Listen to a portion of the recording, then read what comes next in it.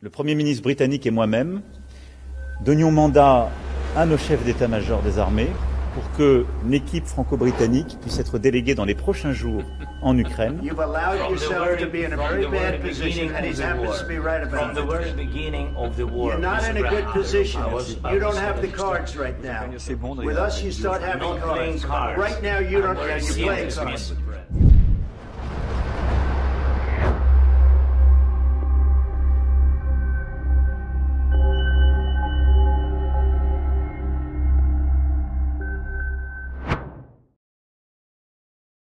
Bonjour à tous, bienvenue sur la chaîne Omerta. Aujourd'hui, je suis avec Rodolphe Carte, qui est auteur du livre « De quoi Louis Sarkozy est-il le nom ?» Avant toute chose, je voulais vous rappeler la sortie de notre magazine « Trump-Poutine à l'assaut de l'Europe ». Alors, monsieur Rodolphe Carte, j'espère que vous allez bien. Très bien, merci. Merci pour l'invitation.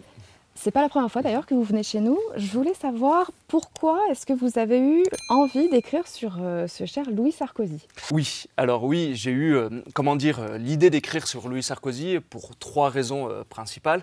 La première, c'est pour m'intéresser à ses réseaux, sa famille, pourquoi il est mis en avant de manière, c'est vrai, assez incroyable. D'ailleurs, il y a 6 mois, on l'avait déjà, on avait connu un lancement et encore récemment, un nouveau lancement. Et donc, oui, il y a vraiment un engouement. En tout cas, on essaye de faire naître un engouement autour de lui vis-à-vis notamment des médias. Donc ça, c'est le premier point sur lequel je me suis intéressé à lui. Et le deuxième point, c'est que en ce moment, on sent qu'il y a véritablement une volonté de reconfiguration de la droite sur le champ politique français. Le RN est aux portes du pouvoir, le gouvernement central veut se maintenir, l'extrême centre, disons plutôt son flotteur droit, veut justement récupérer la présidence après Emmanuel Macron. Donc il y a vraiment une volonté de s'opposer à l'arrivée au pouvoir du Rassemblement national. Et à mon avis, modestement, ou peut-être plus grandement dans les années à venir, Louis Sarkozy, à mon avis, joue un rôle dans cette volonté de reconfigurer la droite. Et enfin, le troisième point, qui est peut-être le plus intellectuel, ou en tout cas on verra dans les années à venir, à mon avis, de plus en plus, c'est une opposition entre, on va dire, 2 lignes au sein du camp national. Une ligne, on va dire, plutôt libérale-conservatrice et une autre plutôt nationaliste et libérale. Et à mon avis, Louis Sarkozy s'inscrit parfaitement dans la première et moi plutôt intellectuellement dans la seconde.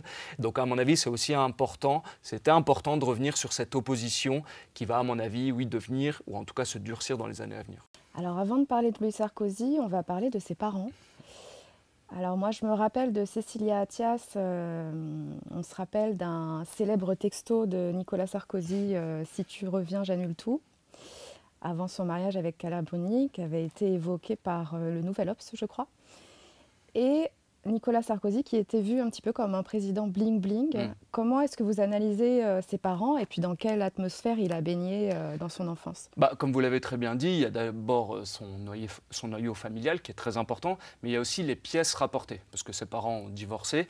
Et oui, les beaux-parents de Louis Sarkozy, à mon avis, sont importants. Tout d'abord le père, comme vous l'avez très bien dit, il nous est tous restés dans l'esprit avec les Ray-Ban sur le nez, la Rolex au poignet, le yacht de Bolloré, etc. etc. C'est vraiment un président qui nous a fait passer dans une autre dimension, politiquement j'entends, c'est vraiment le président bling-bling, le président américain. Jean-Philippe Imarijon avait sorti à l'époque, lors de sa première présidence, de sa présidence, Sarko l'américain.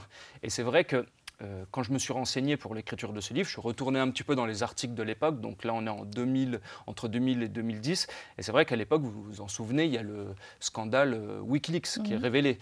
Et d'ailleurs, on avait su, grâce à ce scandale et à ces révélations, que le père avait été, j'ai pas envie de dire piloté, mais en tout cas lancé ou en tout cas accompagné par l'ambassade américaine qui avait misé directement sur son profil. C'est vrai qu'il avait un profil largement atlantiste, pro-américain, en tout cas il n'était absolument pas, offensif, comme avait pu l'être de Villepin en 2003 avec la guerre en Irak, et même il avait critiqué la non-intervention de la France en Irak, à côté des États-Unis.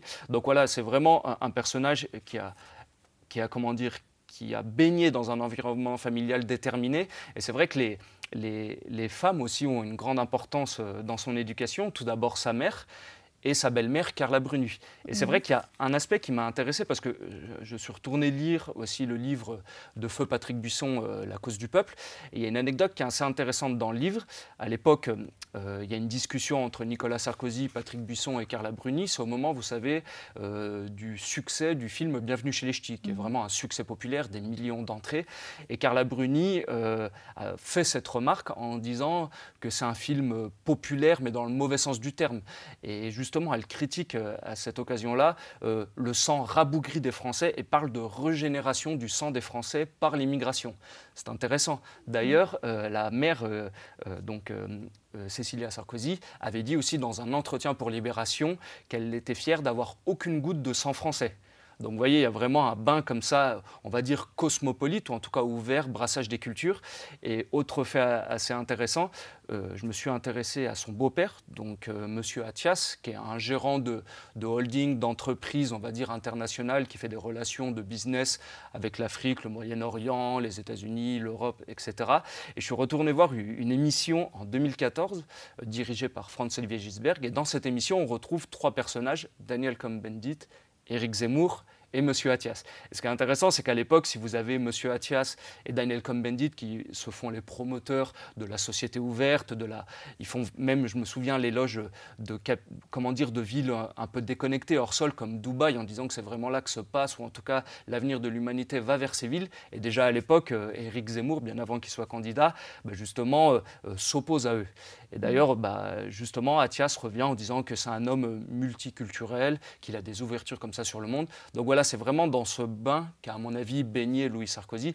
Alors bien évidemment, on n'est pas tributaire des griefs de sa famille, mais il n'empêche, je pense que ça l'a quand même largement influencé, comme on est tous influencés par notre milieu familial. Il a passé une bonne partie de son enfance et de son adolescence aux États-Unis. Il a fait une école militaire d'ailleurs et il avait pris, ça m'a fait rire, il a enlevé son nom et il a choisi le nom Adams, oui. Qui était tiré d'un jeu vidéo pour son école militaire. Il a fait de la philosophie, de l'histoire de l'art. Est-ce que, je sais aussi qu'il a il voulait se présenter aux États-Unis, mais ce n'est pas possible, donc il est arrivé en France. Est-ce qu'il est venu en France par dépit? Là-dessus, je ne sonde pas les cœurs et les reins. Vous savez, on a ressorti des anciens tweets quand il était très jeune et qui disaient qu'il était fier d'être patriote américain et non pas patriote français. Là-dessus, j'ai vite passé parce que c'est intéressant, mais bon, des tweets de jeunesse, on peut en avoir fait et avoir changé. Donc bon, là-dessus, je n'ai pas trouvé ça intéressant. Mais par contre, comme vous l'avez dit, le parcours académique, là, mérite qu'on s'y intéresse un peu plus. Il a la double nationalité. Aujourd'hui, il était parti pour faire une carrière militaire américaine. Et ce qui est intéressant, c'est que le nom d'Adams que vous avez mentionné, c'est le nom d'un héros qu'on incarne qui est un GI américain. Donc vous voyez, il y a vraiment là encore l'environnement culturel dans lequel il baigne. Et c'est vrai qu'il y a un article aussi qui mentionne, par exemple, je reviens dessus dans mon livre, ces tatouages, parce qu'ils sont assez éloquents aussi, ces tatouages. Il y a une citation du philosophe John Locke, qui est un philosophe plutôt de tendance libérale anglais, mais on a aussi une peinture de la Révolution américaine. Donc voilà, il y a vraiment encore la symbolique. Il est parti grandir parce qu'il a accompagné sa mère aux États-Unis. Donc voilà, c'est comme d'habitude, toujours cet environnement, ce bain intellectuel dans lequel il a baigné. Et d'ailleurs, ses références culturelles, ou en tout cas les références dont il se prévaut, sont souvent des références, on va dire, anglo-saxonnes. C'est Churchill, c'est Grant, c'est la philosophie de John Locke. Et d'ailleurs, son libéralisme est assez intéressant parce que c'est un libéralisme, par exemple, pro-GPA, pro-PMA, pro-mariage homosexuel, pro-légalisation des drogues. Donc vous voyez, il y a même un libéralisme qui tend vers le libertarianisme. Donc là, on est vraiment aussi dans le monde anglo-saxon. Donc voilà, on retrouve un peu, oui, toutes ces influences autour de lui. Je crois d'ailleurs, en parlant des États-Unis, qu'il était pour Trump jusqu'à son élection. Et après, il a un petit peu changé d'avis, notamment... je crois qu'il il a une position très forte vis-à-vis d'Israël. On se rappelle d'une prise de parole qu'il avait eue où il disait qu'ils crèvent tous. Israël fait ici le travail de l'humanité. Comment est-ce que vous voyez ça, ce détachement par rapport à Trump ? En fait, dans cette volonté de reconfigurer la droite, il incarne un intellectuel, on va dire libéral conservateur, comme on en retrouve un peu partout en Europe. Là, par contre, où je serais peut-être moins dur que certains de ses critiques, il est quand même, à mon avis, d'un meilleur niveau. Il est plus intelligent, il a plus travaillé ses dossiers. En fait, comparé à nos éditorialistes qu'on connaît bien de plateau, il est à mon avis quand même d'un niveau largement supérieur. Il faut lui reconnaître ça, c'est un travailleur, même si bien évidemment on peut lui faire des griefs. Et comme vous l'avez très bien dit, il s'incarne aujourd'hui en tant que libéral conservateur. Et d'ailleurs, vous m'aviez reçu ici pour mon précédent livre, La menace néoconservatrice. Et c'est vrai que son logiciel est celui d'un néoconservateur européen lambda, j'ai envie de dire, en politique intérieure. Il est contre le wokisme, plutôt pour un État sécuritaire, contre la bureaucratisation. Donc là, on retrouve vraiment les thèses libérales conservatrices normales. Et sur les dossiers, on va dire, internationaux, comme vous l'avez dit, il y a une position largement pro-israélienne, mais il y a aussi une position largement pro-ukrainienne. Et là, ça a été la rupture avec Trump. Parce que pendant la campagne américaine, c'est là où on l'a connu. Il a été mis en avant par LCI. LCI qui est détenu par son parrain Martin Bouygues. Donc là, on retourne un peu dans les réseaux. Mais en tout cas, vraiment, il avait été un soutien de Trump. Et aujourd'hui, quand Trump revient à une position, j'ai envie de dire, de réel politique, d'ouverture aux discussions comme elles doivent être sur la scène internationale, c'est même un retour à un monde néo-westphalien, et moi, je suis largement pour. Et ben, lui, comme par hasard, il a adopté une scission vis-à-vis de Trump.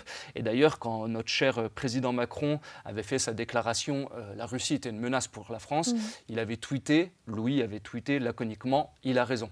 Donc là, vous voyez, ça a été la rupture sur le dossier international, si je puis dire. Donc voilà, on retrouve vraiment un logiciel chez lui néoconservateur lambda, comme je l'avais analysé dans mon précédent livre.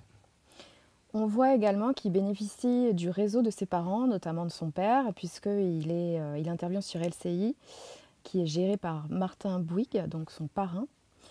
Est-ce que vous pensez encore qu'on peut parler de méritocratie dans un système où les figures politiques, en fait, semblent se transmettre le pouvoir de père en fils? Oui, alors, ça, à mon avis, est-ce que je peux développer un petit point qui mérite un petit peu d'histoire politique, à mon avis? Aujourd'hui, on arrive vraiment dans un moment de crise paroxystique sur plusieurs points. Au XIXe siècle, vous savez, quand on a l'apparition des différentes nationalités en Europe, disons qu'elles vont se construire sur un contrat social tacite. Ce contrat social tacite, comment dire, on peut le déterminer en plusieurs strates. La première strate, c'est que la nation civique égale à la nation ethnique, ou en tout cas, on se reconnaît en tant qu'Allemand, en tant qu'Italien, en tant que Français, cela va de soi. Le deuxième point, comme vous l'avez très bien dit, au XIXe siècle, on a un remplacement des anciennes élites, des anciennes aristocraties, par les bourgeoisies montantes. Et c'est vrai qu'elles vont se construire sur le narratif du mérite, du travail, contre le mérite, ou en tout cas contre l'héritage du sang, dont se prévalaient les anciennes aristocraties. Troisième point, à l'époque, on a aussi une classe moyenne montante. C'est vrai que les classes moyennes montent, comme ça, elles deviennent de plus en plus importantes, et elles veulent justement avoir un poids politique dans la vie de la nation. Troisième point, quatrième point, on a aussi des systèmes économiques qui sont largement fondés sur la production industrielle et la production agricole. Et aujourd'hui, ce qui est intéressant, c'est qu'on voit que chacune de ces strates, chacun de ces points est en crise. Le premier point, une nation civique égale nation ethnique, pas besoin de revenir dessus. On sait les périls les nations européennes, on sait par quel péril démographique, d'immigration elles sont menacées. Et le deuxième point, pour revenir à votre question, c'est qu'aujourd'hui, si à l'époque, c'est vrai, on avait réussi à faire monter une énergie vive un peu du bas peuple, c'est les hussards de la République de Péguy, vous savez, où on arrive comme ça à arracher parfois à la glèbe des enfants de paysans pour en faire des personnalités politiques, on voit qu'aujourd'hui, il y a un mur. Et on voit des logiques de népotisme, des logiques plutocratiques, où on essaie de recycler les fils de... Les dynasties politiques ont existé tout le temps. Encore récemment, par exemple, si on prend le cas des États-Unis, on a connu les Roosevelt ou les Kennedy. Même en France, j'ai envie de dire qu'on a connu bien évidemment les dynasties royales, monarchiques, mais même, j'ai envie de dire, républicaines, avec les Carnot ou les Debré, qui sont vraiment des familles motrices, si je puis dire. Et aujourd'hui, disons qu'on tombe un peu d'un niveau. On a Duhamel, les Duhamel, vous savez, avec le journaliste bien connu. On a Colosimo, par exemple, vous savez, la conseillère d'Emmanuel Macron avec son père Colosimo. Puis on a donc Louis Sarkozy. Alors, comme je vous l'ai dit, je pense que Louis Sarkozy est quand même d'un niveau supérieur. Mais il n'empêche, cette circulation des élites ne vient plus. Et enfin, les autres points que j'ai abordés, la classe moyenne aujourd'hui française est déclassée. On voit qu'elle vit de plus en plus durement. L'alimentation, l'énergie, bien évidemment, les factures qui s'alourdissent, la pression fiscale sur les actifs. Et le quatrième point, aujourd'hui, la société industrielle et la société agricole sur lesquelles s'étaient construites les économies nationales du XIXe siècle, elles sont complètement lapidées. C'est la délocalisation, c'est bien évidemment l'abandon de barrières tarifaires. Et là, on retombe sur les mesures qu'essaie de mettre en place Trump, qui sont des bonnes mesures, à mon avis. Il faut revenir à un monde protectionniste dans les années à venir. Donc là, on voit qu'à travers, l'abandon de la circulation des élites, parce qu'aujourd'hui, c'est vraiment dans un vase clos que cela se fait, ils avaient fait, il me semble, une analyse, vous savez, du parcours de M. Attal. Ils avaient montré que sa vie s'était faite dans un rayon de 3-4 km à Paris. Tout s'était fait ici, en fait, depuis son poste de député, ministre, à l'école alsacienne. Enfin, vraiment, vous voyez qu'aujourd'hui, en fait, tous les parcs dans lesquels on voit tous les rejetons parisiens, c'est là où on a nos sites, sauf qu'à l'époque, on arrivait à ouvrir et à faire venir ces énergies de la région, par exemple, et aujourd'hui, ça ne se fait absolument plus. Concernant Louis Sarkozy, est-ce que vous pensez, alors j'ai vu récemment, dans quelle époque sur France 2, qu'il avait cité les désaccords qu'il avait avec son père, notamment l'Ukraine et la Russie, la GPA, PMA, les drogues, Israël également, et il a déclaré sur Europe 1 « Avec mon père, notre relation est exceptionnelle par son amour et sa banalité. Le grand travail de ma vie, c'est de paraître plus crédible à ses yeux. » Est-ce que vous pensez qu'il cherche à suivre ses traces ou à s'en émanciper? Ça, c'est toujours la question un peu difficile. Alors moi, déjà, le fait qu'il soit en accord et qu'il soit bien avec son père, je trouve ça plutôt louable. On a connu plutôt d'anciennes générations où les rejetons se construisaient contre leur père de manière un peu caricaturale, si je puis dire. Donc, pour le coup, voir un fils qui se revendique de son père, qui le protège. Alors, c'est vrai, de manière un peu, comme un fils protège son père, parfois un peu touchant, mais en tout cas, là-dessus, moi, je l'attaquerai absolument pas. Mais par contre, là, pour revenir à son rôle qu'il a aujourd'hui dans cette volonté de reconfigurer la droite, c'est vrai qu'aujourd'hui, je m'étais intéressé à l'analyse d'Aquilino Morel. Aquilino Morel, vous le savez, c'était le conseiller politique de François Hollande lorsqu'il était président. Et Aquilino Morel, il analyse le vote Rassemblement national. Il dit, aujourd'hui, on peut décrire le vote Rassemblement national par plusieurs points. La désindustrialisation du pays, le déclassement de la classe moyenne, l'immigration incontrôlée et le fait qu'on aille vers une France de plus en plus fédéralisée dans l'Union européenne, qui perd de sa souveraineté, etc., etc. Et il disait justement, Aquilino Morel, pour qu'on empêche le RN d'accéder au pouvoir, il faut qu'on fasse émerger un nouveau Sarko. La formule est intéressante. Et ce nouveau Sarko, vous savez, c'est quand Sarkozy arrive au pouvoir en 2007, il y arrive aussi grâce à la campagne Patrick Buisson. C'est une campagne qui mélange, à mon avis, 3 aspects qu'il faut reprendre aujourd'hui, que le RN reprend plus ou moins bien, à mon avis plutôt bien. C'est vraiment l'alliance du populaire, de l'identitaire et du sécuritaire, ou en tout cas, vous voyez, cette protection à la fois culturelle, mais aussi sur la sécurité. Et c'est vrai qu'aujourd'hui, on voit que l'extrême centre essaye de tester des candidats pour essayer de faire monter quelqu'un, parce que le grand danger pour le gouvernement central, c'est que la dernière poche à droite ne bascule pas vers le RN. Et cette dernière poche, elle est constituée par quoi? Par la petite bourgeoisie, par les retraités. Et d'ailleurs, on voit que les retraités sont en train de faire la bascule. C'est la dernière enquête de la Fondation Jean Jaurès, il me semble, qui montrait que les retraités votent de plus en plus pour le Rassemblement national. Et on va dire les classes éduquées, moyennes, hautes, qu'on retrouve dans les centres urbains. Si ce socle bascule du côté du RN, le RN aujourd'hui devient hégémonique en France. Et ça, bien évidemment, c'est leur hantise. Et pour fixer ce socle, on va dire dans le centre et dans l'extrême centre, il faut faire émerger des candidatures. On voit par exemple Bruno Retailleau. Et là, ça nous intéresse tout particulièrement parce que lorsque l'hebdomadaire Valeurs Actuelles a lancé sa nouvelle formule, comme par hasard, c'était lui en couverture. C'était lui en couverture, exactement. Et on nous a annoncé par là même que Louis Sarkozy devenait éditorialiste du magazine. Donc là, on a quelques indications. Aussi, autre signe, Louis Sarkozy, désormais, tient un podcast avec une chaîne belge, 21 News. Premier invité, une fois de plus, Bruno Retailleau. Donc vous voyez, là, il y a vraiment une volonté de faire monter ce personnage comme un intellectuel organique. Alors c'est peut-être un grand mot, bien évidemment, mais de faire monter comme ça une personnalité comme Louis Sarkozy qui puisse accompagner intellectuellement pousser Bruno Retailleau. Donc, et là, je reviens aussi sur un parallèle pour revenir à votre question avec le père. Ce qui est intéressant, c'est que la famille Sarkozy n'a pas mis ses billes dans le même sac.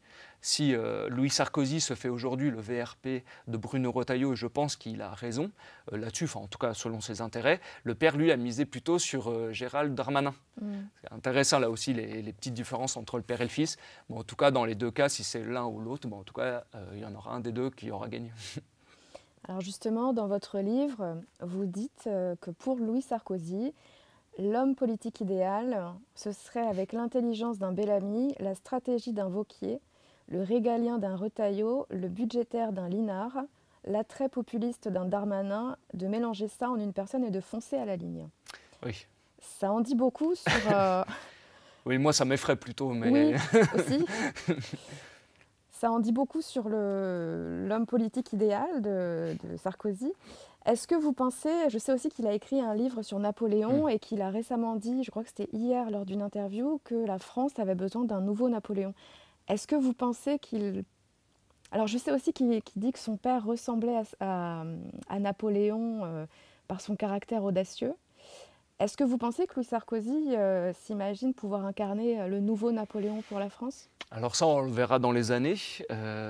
Mais par contre, ce qui est intéressant sur son père, c'est peut-être que vous vous en souvenez, son père était autant détesté qu'adulé par les banlieues, par exemple. Parce que comme vous l'avez dit, c'est vrai. C'était la fameuse phrase le Karcher. Exactement. Et nous, Nicolas Sarkozy, on peut lui faire tous les reproches légitimes. Pour moi, c'est un ennemi de la France, bien évidemment, un traître. On ne reviendra pas sur le traité de Lisbonne en 2007.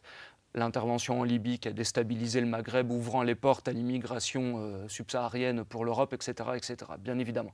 Mais par contre, on peut lui reconnaître qu'il avait un côté de l'audace, toujours de l'audace, encore de l'audace, vous savez la phrase de Danton. Et c'est vrai qu'il avait ce côté, en tout cas, il va de l'avant. Ça, on ne peut absolument pas lui reprocher.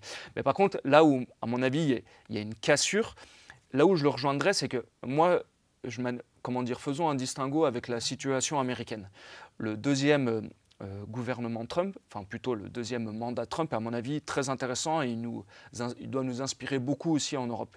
Pourquoi cela ? Parce que lors de ce deuxième mandat, Trump a pris à bras-le-corps la question de s'opposer aux institutions et à l'État profond, establishment, mettez ce que vous voulez derrière. Il y a vraiment cette volonté de rupture. Et c'est pour ça que son gouvernement est qualifié aujourd'hui d'illibéral. Vous savez, c'est une notion qui revient souvent. Chantal Delsol, la philosophe chrétienne, en a par exemple parlé dans un article dans le Figaro. Et à mon avis, c'est la voie sur laquelle nous devons aller dans les années à venir. Pourquoi cela ? Parce que la tradition illibérale s'oppose au conservatisme, au libéral-conservatisme dont Louis Sarkozy se fait le défenseur. La tradition illibérale, ou disons la posture illibérale, assume l'affrontement à des institutions et à un système. Il y a la volonté de s'en prendre aux juges, à l'État judiciaire, de s'en prendre aux médias, aussi au quatrième pouvoir, comme disait Antonio Gramsci, et de s'en prendre vraiment aux causes qui sont, à mon avis, oui, les causes de notre déclin. Donc là, à mon avis, il nous sort de la synthèse, on va dire, libérale-conservatrice que peut nous vendre Louis Sarkozy. Et là où, à mon avis, où les Américains ont réussi quelque chose de pertinent, c'est qu'ils ont réussi à faire une sorte d'alliance entre le très haut du gouvernement, vraiment une nouvelle élite nationaliste, et le peuple contre, si vous savez, les intermédiaires. Et d'ailleurs, on peut faire un parallèle avec la France, c'est que la monarchie française s'est constituée contre les féodaux aussi. Il y avait une volonté d'avoir un pouvoir, j'ai envie de dire, quasiment des communes et du roi contre les grands féodaux. Et aujourd'hui, ces féodaux, on les retrouve. C'est les européistes, c'est les atlantistes, c'est les libéraux.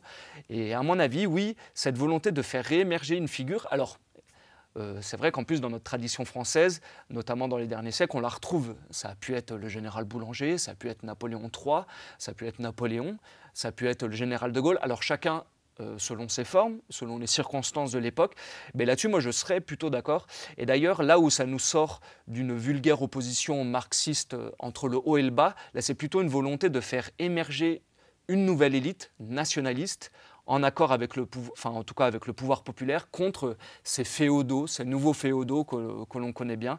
Donc là, à mon avis, on ne misera pas sur le même cheval, moi et Louis Sarkozy. Mais là-dessus, je suis assez d'accord et c'est pour ça que moi je suis, ou en tout cas je me revendique largement comme un populiste, un nationaliste, et ça je le reconnais absolument, oui. Comment est-ce que vous analysez l'évolution du parti Les Républicains depuis Louis Sarkozy ? Depuis Nicolas, vous voyez, je le mets déjà. À mon avis, c'est un parti qui se meurt, heureusement. Je n'ai aucune confiance dans les Républicains, c'est mon avis personnel, bien évidemment.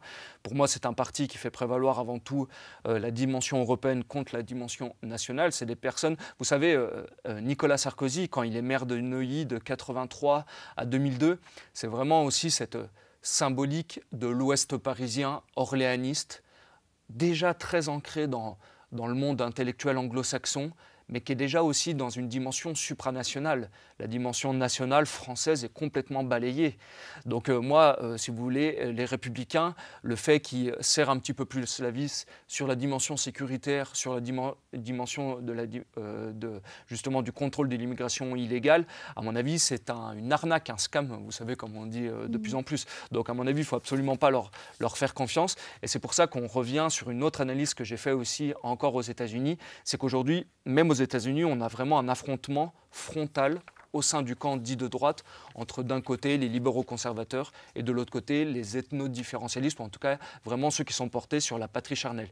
Et d'ailleurs, on l'a vu à l'occasion, c'est un débat qui s'est passé il y a quelques mois sur le cas des visas H1B. Ce sont des visas qu'on attribue aux États-Unis aux travailleurs dits qualifiés. Donc derrière, vous pouvez mettre ingénieur indien surtout.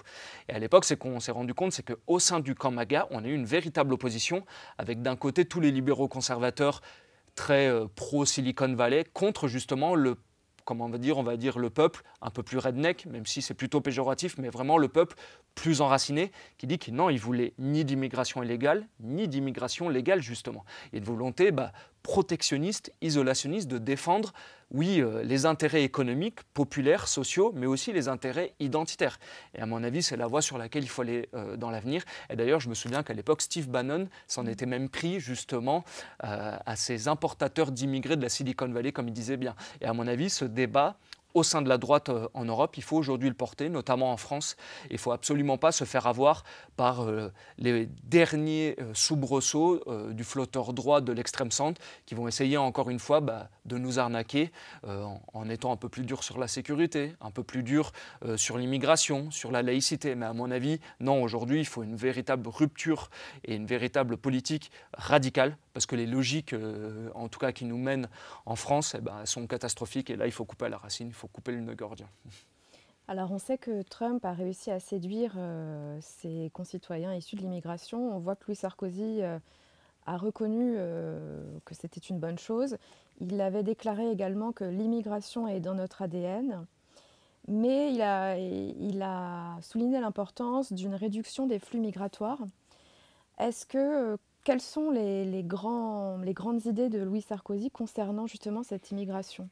Oui, ça a été justement l'affaire dite Louis Sarkozy.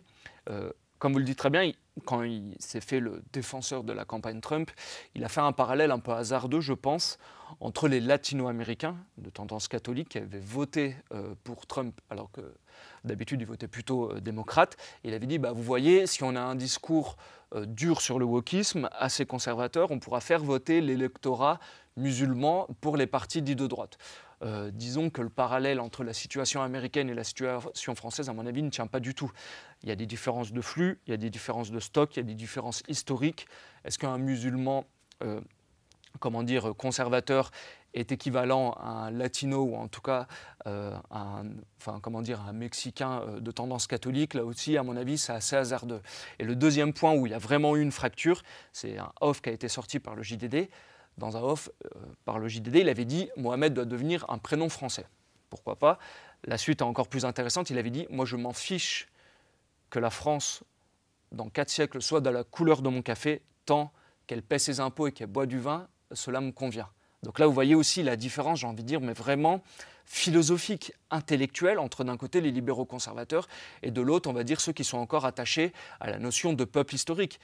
Bien sûr qu'il peut y avoir des Français, on va dire, jaunes, noirs, marrons, vous savez, c'est la fameuse phrase du général de Gaulle. Mais à mon avis, une politique de droite assumée, nationaliste, doit tout faire pour maintenir le peuple historique majoritaire sur sa terre. À mon avis, c'est un inconditionnel, on ne peut pas l'outrepasser. Donc vous voyez, cette phrase de Louis Sarkozy montrait vraiment cette opposition, à mon avis, qui sera de plus en plus frontale dans les années à venir, entre d'un côté les libéraux conservateurs et de l'autre le camp illibéral. Et d'ailleurs, dans mon livre, pour étayer mon propos, je reprends aussi des exemples européens, où on a, disons, comme en Italie avec Meloni ou comme en Allemagne actuellement, une volonté, ou en tout cas déjà des partis d'extrême centre plutôt classés à droite qui sont arrivés au pouvoir. Mais par contre, on voit que sur les dossiers de l'immigration, eh ben, ils ne sont absolument pas au niveau. Et on sait qu'aujourd'hui, les courbes sont tellement catastrophiques qu'il faut justement une politique de rupture. Et d'ailleurs, là, je sais que le nouveau chancelier allemand a refait des propositions très dures sur l'immigration illégale. Mais là aussi, je suis allé renseigner derrière un peu pour voir la popote qui se passe derrière. Et que oui, s'il y a un durcissement sur la politique illégale, notamment de l'immigration illégale, il y a un durcissement, ça c'est très bien, il faut le reconnaître. Derrière, il y a des accords qui sont passés avec le Kenya, avec la Géorgie, pour faire venir de l'immigration légale dans les années à venir. Donc vous voyez, à mon avis, c'est là-dessus que les gouvernements centraux vont essayer un peu de nous faire passer la pilule. Ils feront un durcissement sur l'immigration illégale en faisant beaucoup d'effets de manche, beaucoup de communication. Mais par contre, l'immigration légale, derrière, continuera à pleine turbine. Donc là, à mon avis, c'est aussi un danger. C'est pour ça qu'il faut pointer directement ces personnalités qu'on essaie de faire monter dans l'espace politique en ce moment. Est-ce que vous pensez, alors je sais qu'il a une passion pour les armes, qu'il souhaite dépénaliser les drogues. Je crois qu'il a dit, d'ailleurs, vous dites dans votre livre, si tu es seul chez toi et que tu prends de la cocaïne ou de la méthamphétamine, tu ne fais de mal à personne. Est-ce que vous pensez que ces idées pourraient incarner une nouvelle droite On sent de plus en plus une droite aspirée par les idées libertariennes. C'est vrai que ça s'est développé là dans les années. Alors c'est par cycle. Là aussi, moi je suis relativement jeune et des anciens sont venus me parler en disant que oui, dans les années 90, déjà dans les années 60, 90, 2000, on a eu des vagues, des retours d'un nouveau libéralisme, souvent les vents qui viennent des États-Unis ou d'Angleterre, vous savez, Margaret Thatcher, Ronald Reagan, ce genre de choses. Donc aujourd'hui, ça touche. Mais une partie de la critique des libéraux est tout à fait recevable. La critique du mammouth bureaucratique, la critique de la pression fiscale sur les actifs. Moi, je peux tout à fait la reprendre. Et bien évidemment qu'il faut aller contre. Là aussi, à mon avis, il y a une erreur. Moi, quand je me présente de tradition illibérale, on amalgame la tradition illibérale au communisme. Absolument pas. Moi, je suis un défenseur absolu de la propriété privée, mais ma défense de la propriété privée ou même d'un marché national n'a rien à voir avec celle d'un libéral. Est-ce que ça fait de moi un communiste? Absolument pas. Moi, je suis plutôt attaché à une tradition de la propriété qui nous vient, j'ai envie de dire, de la tradition européenne, du citoyen dans sa cité, du citoyen, du petit paysan soldat, comme on disait sous les Romains, ce genre de choses. Donc à mon avis, on a des traditions européennes bien avant les aspirations libérales, qui est un mouvement philosophique, politique, qu'on peut circonstancier dans l'histoire. Donc oui, s'il y a des critiques qu'on peut partager ensemble, à mon avis, il faut se méfier. Parce que souvent, derrière la critique de l'État qu'on peut avoir chez certains libéraux, il y a vraiment une volonté de jeter le bébé avec l'eau du bain. À mon avis, absolument pas. D'ailleurs, on le voit avec des nations aujourd'hui qui sont en train vraiment de s'imposer sur la scène internationale, comme la Russie, les États-Unis, la Chine. C'est qu'à chaque fois, il y a quand même une composition organique, alors qu'il va se différencier selon les traditions de chaque pays, mais il y a vraiment à chaque fois un État pilote, un État planificateur, comme pouvait l'être De Gaulle. Et d'ailleurs, la tradition française du colbertisme, ou même sous De Gaulle de la planification, à mon avis, est la bonne, parce qu'elle est, en adéquation avec notre nature. C'est-à-dire, on donne des grands plans d'investissement, on sait où on va, mais derrière, il faut laisser une grande liberté aux gens et aux agents tant qu'ils ne sortent pas, si vous voulez, du couloir, justement. Donc moi, à mon avis, c'est une tradition qui peut être intéressante dans les années à venir, et c'est pour ça que c'est un ouvrage sur lequel je suis en train de travailler. À mon avis, on a une révolution conservatrice mondiale, il faut s'engouffrer dedans. C'est pour ça qu'une partie de la droite, notamment libérale, critique beaucoup Trump. Mais à mon avis, Trump est une porte d'entrée ou une possibilité pour nous aussi de nous relever. Et d'ailleurs, c'est très bien qu'on revienne sur un monde westphalien de considération des intérêts nationaux avant les considérations morales, vous savez. Dans une guerre, il n'y a pas un camp du bien et un camp du mal. Il y a deux camps qui ont des intérêts légitimes. Bien évidemment, il peut y avoir un agresseur et un agressé, mais il n'empêche, le but et la résolution, c'est quand même d'arriver à une situation de paix. Ce n'est pas de continuer à la guerre, ce n'est pas de faire une montée aux extrêmes. Donc là, à mon avis, c'est très bien qu'il y ait une parenthèse néo-westphalienne qui est en train de se reconstituer sur les intérêts nationaux, qui me sont chers. Moi qui suis très anti-impérialiste, justement. Donc oui, on a cette voie illibérale à faire résonner de plus en plus. Et moi, c'est ce que j'essaye un peu d'opposer modestement à mon niveau contre des figures comme par exemple Louis Sarkozy. On a vu aussi récemment qu'il s'est opposé à Emmanuel Macron et qu'il a dénoncé la venue du président syrien à l'Élysée et il a dit que cette rencontre n'aurait jamais dû avoir lieu. Est-ce que cette fracture avec Macron est aussi une manière de s'imposer sur la scène politique insidieusement ? Là encore, dans son plan de com, il avait fait un article, il me semble, dans le Figaro pour vanter les mérites de la candidature Retailleau. Il disait que justement Retailleau, à l'inverse des candidats RN, n'effraie pas une partie macroniste. C'est vrai qu'il y a un fond, on va dire, idéologique assez commun, l'européisme, le libéralisme, l'atlantisme, dans lequel on pouvait se retrouver. Mais par contre, il connaît, à mon avis, un petit peu l'état du pays et il voit qu'on a un taux de détestation du président Macron à chaque fois qu'on fait des sondages. On arrive de plus en plus bas. Alors on sait sur quelle machine médiatique, à mon avis délétère, s'appuie le gouvernement pour se maintenir. C'est le gouvernement par la peur. Ça a été le cas, bien évidemment, du Covid, c'est le cas de la guerre russo-ukrainienne, c'est le cas aussi du conflit israélo-palestinien. C'est un peu, j'avais analysé justement dans mon précédent livre, La menace néoconservatrice, la volonté de faire émerger un narratif. Toutes les voix, bien évidemment, qui vont contre ce narratif sont discréditées, mais il y a une volonté de se maintenir par la peur, parce que c'est vrai que c'est un puissant, comment dire... outil de manipulation. Exactement, justement pour faire passer derrière. Donc à mon avis, il a tout intérêt à jouer... pas un double jeu, mais en tout cas, comme je vous l'ai dit, s'il peut accompagner le président Macron sur ses positions contre la Russie, là, par exemple, sur sa position sur la Russie, moi, je pourrais tout à fait aussi la soutenir, par exemple. C'est vrai que c'est un scandale absolu d'avoir fait venir ce président en France, après les attentats à répétition qu'on a connus, grâce à Dieu, aujourd'hui, se sont un peu calmés. Jusqu'à quand ? Ça aussi, c'est une autre question, bien évidemment. Mais oui, il essaye de faire émerger cette voix à la fois... en contradiction, mais aussi en continuité, parce que justement, vous verrez, petit à petit, on verra quel sera le candidat du Rassemblement national en 2027, mais il y aura cette volonté d'inscrire un président de l'extrême centre dans la continuation, mais aussi en rupture, pour essayer de recapter une partie de l'électorat, ou en tout cas de capter une partie de l'électorat droite pour pas qu'il file au Rassemblement national. Louis Sarkozy se rapproche de figures politiques comme Rachida Dati, Retailleau, Darmanin, Wauquiez. Est-ce que vous pensez qu'il aurait une volonté en 2027 de peut-être, si la droite remportait les élections, de faire partie d'un gouvernement ? Moi, comme je l'ai dit, par rapport aux autres qu'on nous vend à longueur de journée, vraiment ce personnel politique et médiatique, je le trouve plutôt de bon niveau. Il a une part de cabotinage qui est un peu ridicule, où on le sent un peu engoncé, il a envie de... Vous savez, d'ailleurs, on le voit avec ses lunettes, par exemple, il met des lunettes quand il va passer sur le service public, il les enlève, il a un look un peu plus décontracté. Enfin, on sent qu'il y a un plan com, en tout cas, derrière. Ça, c'est évidemment certain. Mais par contre, oui, je le trouve de relativement bon niveau. Moi, ça ne me surprendrait pas si malheureusement et d'aventure un autre gouvernement d'extrême centre, même si un peu plus à droite, arrivait au pouvoir, de le retrouver. À mon avis, il a un fond intéressant là-dessus. Et oui, là aussi, c'est quelque chose que j'ai essayé d'analyser dans mon livre. Il a renoué des contacts avec Rachida Dati, Sébastien Lecornu. Il a fait deux, trois petites sorties sur la place Beauvau en disant que ça lui rappelait des souvenirs, qu'il s'y verrait, pourquoi pas. À mon avis, là... il faudrait justement, moi j'ai aucun conseil à lui donner, mais peut-être qu'il vise un peu moins haut. Et d'ailleurs, on l'a vu récemment, si avant il pouvait peut-être évoquer la possibilité de revenir à Beauvau, là maintenant on le voit plutôt, pourquoi pas se présenter à des municipales. À Menton. Oui, exactement. Mais même quelques semaines auparavant, c'était à Neuilly, qui était un fief bien évidemment de son père. Et là, c'est Menton. Donc oui, on essaye un peu de le sonder, mais parce qu'on est dans une période d'incertitude politique, j'ai envie de dire, en 2027. Marine Le Pen ou Bardella, déjà, on n'est pas certain.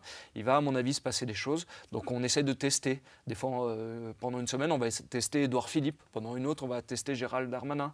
Pendant une autre, on va tester Gabriel Attal. Vous voyez, donc là, c'est vraiment intéressant, en tout cas, d'avoir un peu de recul, d'analyser les médias, sur quels candidats ils vont insister. Et ça nous donne des indications, oui, dans les années à venir, ça c'est certain. Est-ce que vous voudriez rajouter quelque chose ? Je pense qu'on a fait pas mal le tour. Est-ce que vous auriez une actualité dont vous voudriez nous parler ? Alors oui, normalement à la rentrée va sortir un livre sur Mélenchon que j'ai écrit, là où j'ai voulu un peu me différencier des autres livres qui avaient été écrits sur l'homme par des auteurs de droite. C'est que j'ai vraiment essayé de faire une biographie intellectuelle du personnage, donc j'ai lu tous ses livres. J'ai écouté ses entretiens télévisuels, radiophoniques, j'ai beaucoup lu son blog. Et c'est vrai que ce personnage de Mélenchon m'intéresse. Vous savez, souvent on dit, ah bah, vous voyez, il y a 10 ans, il était contre le voile, maintenant il est pour, et on s'arrête ici. Moi, j'ai essayé d'aller plus en profondeur. Donc, j'ai analysé son passé trotskiste, j'ai analysé vraiment son corpus idéologique qui l'intéresse. Donc, voilà, j'ai essayé de faire cette biographie intellectuelle, qui n'est pas un ouvrage définitif, bien évidemment, mais en tout cas, j'ai vraiment aussi voulu montrer que même à droite, même si, bien évidemment, il y a plusieurs droites, comme nos auditeurs l'auront compris dans cet entretien, eh ben, on peut faire un travail intellectuel et on peut vraiment s'intéresser aussi au camp d'en face, même à l'ennemi, si je puis dire. Et l'autre travail sur lequel, là, qui va me prendre un peu plus de temps, bah, j'aimerais dessiner les contours d'une doctrine illibérale dans les années à venir, à la fois en politique intérieure et internationale et extérieure. Donc voilà, c'est un peu les deux gros projets sur lesquels je planche en ce moment. Je vous rappelle la sortie du livre de Rodolphe Carte, « De quoi Louis Sarkozy est-il le nom ?» Et je tiens à vous remercier pour tout votre soutien, vos commentaires, et on se retrouve bientôt pour une nouvelle interview chez Omerta.